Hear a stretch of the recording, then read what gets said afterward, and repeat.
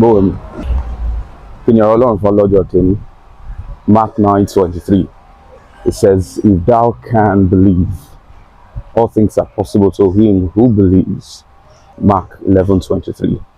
It also says that if you will say to this mountain, be ye moved and put into the sea, if you believe, you would have what you say. So have you noticed that there is an outright attack, an onslaught on faith and belief? It's coming through testimonies. Like people share testimonies and people look at them and they're like, this one alamba, enough happen, it's not true.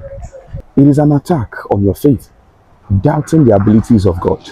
And I'm not saying that there are no fabricated testimonies. Yes, every now and then we hear people come out to say certain things. Wolves in sheep clothing, looking to gather people for their own stomach, for the people whose belly is their God.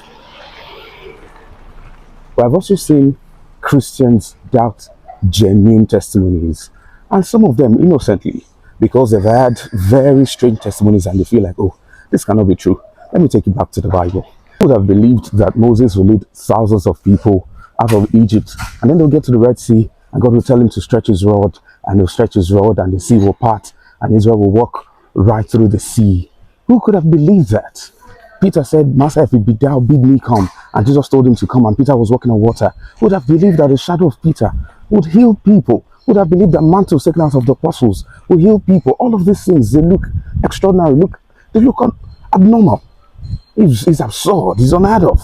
But then these are the things that God does. Have you forgotten? In the scriptures it says, as high as the heavens to the earth. So is his way. His way is beyond searching. He's not a man. The way he does these things, very strange.